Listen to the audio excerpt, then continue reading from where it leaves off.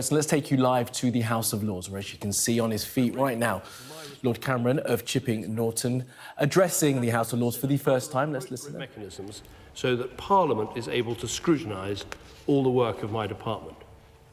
The noble Lord Mandelson sent me a particularly charming welcome, but he pointed out that I am a comeback novice, and this is only my first one compared with his 3.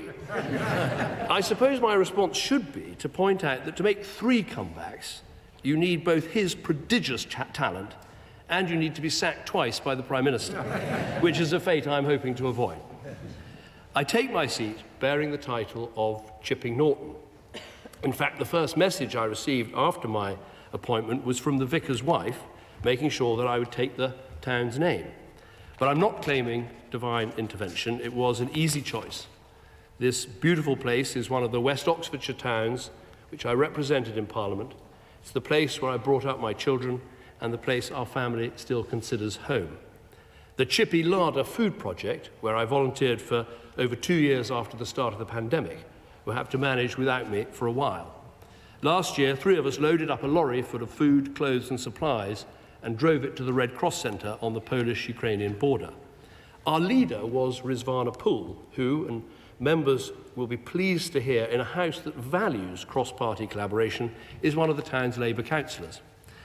It was a privilege to make my first visit as Foreign Secretary to Ukraine last week. I told the President how much we all admire the bravery and fortitude of the Ukrainian people. We will stand with them for as long as it takes. And I was proud to hear him describe Britain as their best partner in their struggle. My Lords, his country's plight is a reminder of the great challenges we face. The things we take for granted, freedom, the rule of law, democracy, they are under threat across the world. These are daunting times. Invasion in Europe, war in the Middle East, climate change, growing world poverty, illegal migration, threats of terrorism and new pandemics. It has never been more clear that our domestic security depends upon global security. And we must approach these challenges from a position of strength. Our Foreign Office, diplomatic service, intelligence services, our aid and development capabilities, these are some of the finest assets of their kind anywhere in the world. And I've seen at first hand the professionalism, the passion, the patriotism of the people who staff them. And I know that they have been expertly and diligently represented in this House for many years now by my noble friend, Lord Ahmed of Wimbledon, with whom I'm proud to work. As Prime Minister, I learned that the respect we command overseas also depends on success at home. We certainly didn't get everything right, but over 6 years, we did smash some of the big political orthodoxies, showing that you can grow the economy and cut carbon emissions. You can cut the deficit and create jobs. You can achieve the best school results in the poorest areas. And you can start to build a society that is multi-ethnic, multiracial, and proud and patriotic. And today, with the British Indian Prime Minister at our helm, we have a good opportunity to do all of those things and ensure we stand taller in the world and stronger too. My Lords, let me turn to the subject of today's debate. The UK will join the Comprehensive and Progressive Agreement for Trans-Pacific Partnership, otherwise known as CPTPP. And this bill helps to make that happen. This is an age of rapid growth in the Indo-Pacific region, and the political shifts we face are the first reason to support this bill. Countries in the Indo-Pacific are expected to drive the majority of global growth between now and 2050.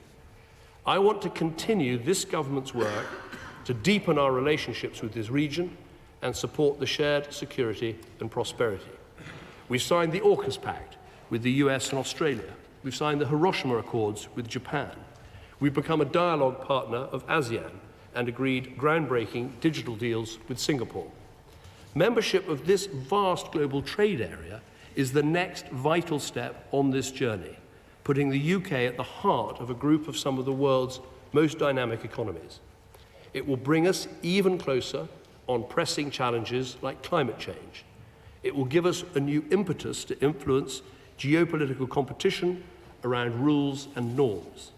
And it will help diversify our supply chains and therefore support our economic resilience. My Lords, the second reason for passing this bill are the economic benefits that this deal brings to the UK. Britain will join 11 countries spanning Asia and the Americas with a combined population of 500 million people.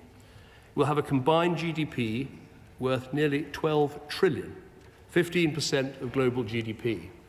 This deal positions British companies to expand in new markets, giving us, for instance, our first trade deal with Malaysia, an economy worth almost £330 billion last year. And it means more than 99% of the UK's current exports to other members become eligible for tariff-free trade. The deal's ambitious... Well, we'll step away now from the House of Lords, where Lord Cameron, the new Foreign Secretary, is giving his maiden speech and opening the second debate into the CPTPP agreement.